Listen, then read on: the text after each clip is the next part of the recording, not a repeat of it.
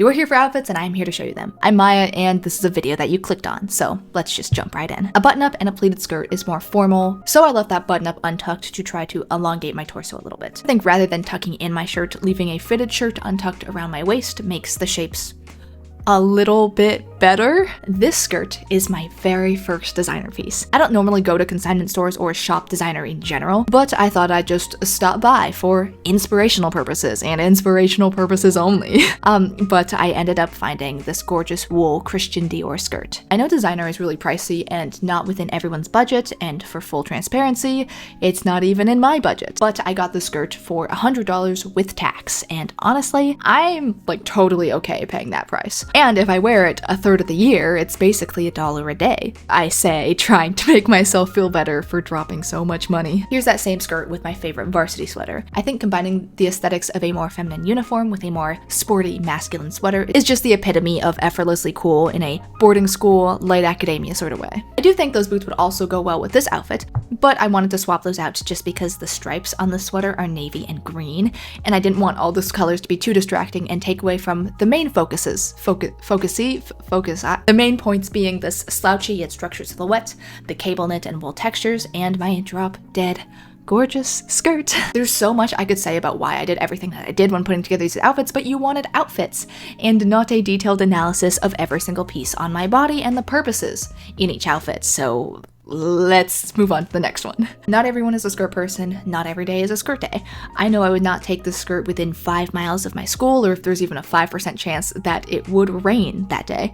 So I like the same top and sweater combo, but with a pair of jeans. This feels more retro, maybe it's the combination of the sweater and the Converse, but I actually wear this maybe once a week. It's something that I wear on my first day of school, a cafe date, an anxious walk home after said cafe date. It's hard to say what's trending and what's not with how insane fashion forecasting and trend cycles change, but a more 90s sultry corporate look has been pretty popular for the past couple of years. To accomplish this with some of the clothes that I already own, I'm wearing that same white button-up, but I'm using this waist cincher, which is just this little metal clip thing in the back of my shirt. I could definitely alter this top, I know.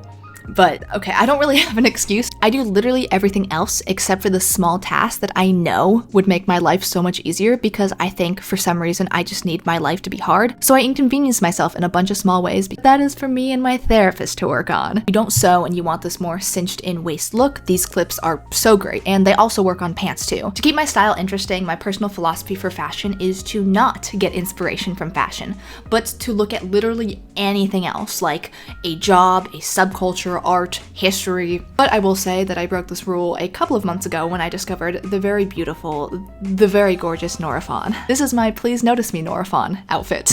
I thought about tucking it in, but again, I want to elongate my torso a bit more here. I also think that tucking it in would look slightly too clean / professional / overly formal for my style, so I left it as is and pulled out my button up so it's peeking out a little bit at the bottom for, I guess, a messier chic look. How many more outfits am I gonna make with this goddamn skirt, you might be wondering to yourself.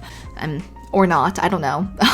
This is the last one, I swear. There are tons of old lady tops and fancy lady button-ups and blouses at the thrift, so that's the point, I suppose, that I'm trying to demonstrate here. An interesting way of playing with colors is to pick colors of different temperatures. Think red and blue, yellow, purple. This top is a light navy, icy blue, so I paired it with a starker, warm burgundy. I've been most successful with this color pairing when mixing different temperatures and tones. I just think those palettes are super refreshing and eye-catching, even if you're not wearing any outrageously bold colors. Yes, I'm finally swapping out this skirt for a different skirt I'm probably going to style another 5 times. I just feel like wearing the same pieces is a lot more realistic for me and for everyone else. I know for me personally, I've just felt the most happy with my clothes when I'm not constantly shopping. I know everyone's scenario is personal and different, but I think there's no harm or shame in having only a few favorite pieces. I don't typically wear midi skirts because I think I have a more stumpy frame, but I would do a lot of things. A lot of terrible things for a very detailed,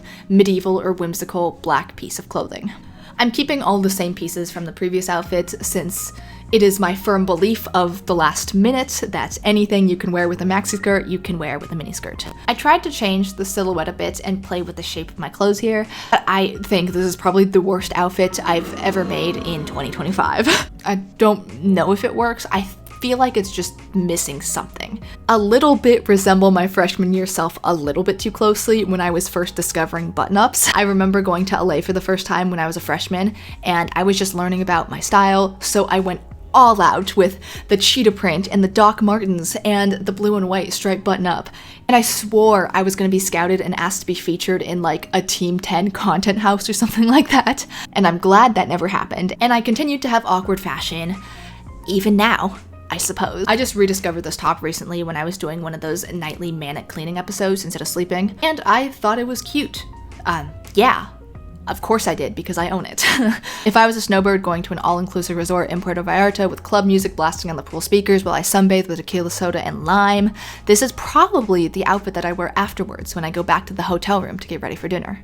I added this leather jacket, and I think it adds a bit more of an interesting and funky silhouette. Although if I had a fitted leather jacket, I think that would look a lot cooler, but I don't. So boohoo for me, I just gotta improvise. My last outfit with the skirt, I promise, is a sporty boxing inspired one. I did martial arts and taekwondo for 10 years, so I have all the gear, the shoes, the crusty mouth guards. I also have these handmade cream gloves that remind me of hand wraps, and they're super easy to make. It's literally just a tube that fits on your arm and a thumb hole. For your thumb, of course. Oh my goodness, is that a Sandy Liang dress? No, it's a $4 dress I found in the Halloween section of the thrift store. Random plastic chain? No, it's a 3D printed dinosaur. Incredible, I know. This is a dress I'd wear if I ever got invited to a fashion week, but because this dress isn't cartoony enough, I topped it off with my emerald green suede coat. In the day, I'm a student, but at night, I am a cartoon supervillain trying to take over my neighborhood.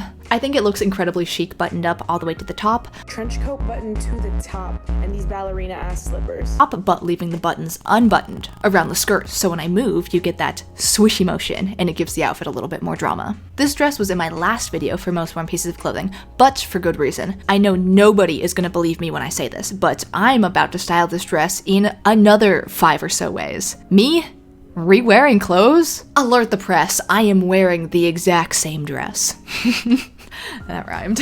Something I've loved doing recently is layering socks and tights. It is guaranteed that I am wearing some kind of knee-high sock with any tall boot. To me, it's kind of like the grown-up version of wearing crew socks with sneakers. If you've been on my channel before, you know that I love red and brown together. So I'm adding this vintage red square pattern vest with my red barn jacket. This is one of my favorite outfits that I like to wear when I want to get a little bit more dressed up without looking like I'm trying too hard. I love wearing this to like the Saturday market, or going on cute little coffee runs, or hanging out with friends. Well, my one friend, who is also my girlfriend. Is this how people do hard launches? Maybe? I don't know. I need to meet more people. I am absolutely living for the twee revival. Manic Pixie Dream Girls of the 2010s, come here. I am coming for your style. I think a structured jacket with a girly skirt or dress is such a good pairing. And because I am incredibly creative, I swapped jackets. Sometimes that's all you gotta do. I feel like over the last couple of years, fashion media from fashion influencers have really complicated the getting ready process and the process of finding your style. I think initially it was very helpful and comprehensive, and now there are so many steps, it seems like. You need 7 points or the sandwich method or all this other stuff to have good style besides just shopping for trendy items. You need to do all of these other things. Don't get me wrong, I think all of these steps and all of this information is helpful, and it can certainly help you when you are starting out because it breaks everything down for you so you have everything you need to think about in front of you. But oh my goodness, it is just so much to remember. Sometimes you put on clothes because you bought them and you like them, and they don't follow a particular aesthetic or rule. It is just an amalgamation of all of the things that you like. I really don't mean to sound like a pessimist or a hater for fashion influencers. Like, they are doing the Lord's work. They help me discover my fashion. And there's tons of helpful ways to discover your style. I just think the best way is to wear literally everything you have in every way possible with every piece possible. And there is your style. And decide I'm picking, wow, another skirt. I think a theme in this video is skirts, except that they get progressively shorter, like spoilers. My last one is essentially like a toilet seat cover over my butt. It's barely keeping the cold air from my bare ass. I think a majority of people, if not everyone, just looks good in brown. So here is my interpretation of a monochromatic brown outfit. For my monochrome outfits that are a color, so not black, gray, or white, I like adding different shades of that color or patterns, or both. Technically, this vest is a yellow cream, but I like the lightness of it and the brassiness of the hardware with this worn, darker leather of my jacket and boots and skirt.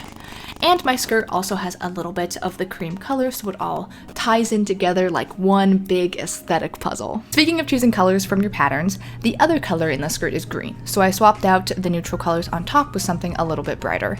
And what shirt would be better than this one that looks like a traffic light and a biker vest had a baby? I've actually had this shirt for a while. It was one of my first ever thrift finds back in high school, but when I got it, I picked it up for this tie detail in the back and the subtle puff sleeve. I like to think that brighter colors can help boost my mood and maybe other people's moods, because strangely enough, this is the only shirt I've ever gotten compliments on in person. Maybe it's weird social psychology. Maybe people just really like the color lime green. I put this outfit on because I wanted a girlier, dressier outfit, but I fear I just look like Taylor Swift during her red era.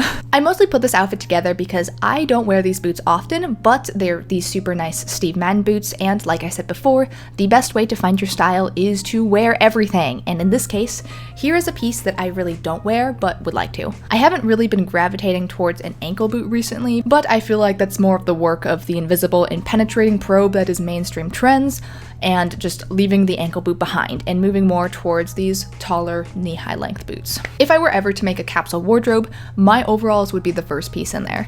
If anyone has any clothing texture sensitivities, maybe to a certain fit or fabric, I prescribe to you a pair of vintage overalls. Overalls are like if you've ever wanted to wear a blanket but as clothes. But on those days where I, 1, have to wash my jeans because I can't wear them without washing them forever, and 2, also get tired of the same old overall silhouette, I can throw over a comfy sweater so it looks like I'm just wearing a sweater with jeans, and no one would ever know. Well, except for you guys, so now you know the secret. I suppose I'll call this section / outfit mix and match. I'm going to be honest, I'm a little bit running out of ideas, and I'm also a lot bit running late for class, so I just threw over my red barn coat. I've worn this with a lot of other outfits, as I have with many of the other pieces that you've seen in this video, but that's not to say it'll make your outfit any less interesting. Just my content. I'm really terrible at this whole YouTube thing, sorry guys. This is the shortest mini dress on earth. Or at least the shortest mini dress that I've ever tried. Creepy people, feel free to send me some money. I prefer 50s and 100s, but whatever is in your budget, I'm not picky. My Ko-Fi will be linked down below. This dress is like wearing sweatpants, but in a dress form. It is so soft on my skin, and it's great for when I want to be productive, but not fall into the habit of procrastinating because my clothes are just too cozy. But you do have to get completely naked if you want to pee, so that's not awesome. To make it more winter appropriate, I added the scarf here. I am one of those weirdos that doesn't have a consistent body temperature throughout. Maybe it's a blood flow thing, maybe it's an iron thing, so I really only get cold on the top half of my body. I'm also wearing a pair of opaque black tights here and my Converse for a more casual girl next door sort of look. And to finish off my woman in a Hallmark Christmas movie outfit, I added this denim jacket, so I can dump my big city boyfriend for the lumberjack with dead parents. That is everything I have for you today, my friends. Lots of clothing / outfit repeating because that's a very normal person thing, and I have access to a washing machine in my apartment's basement. I hope you found some inspiration, and I'll see y'all in the next one.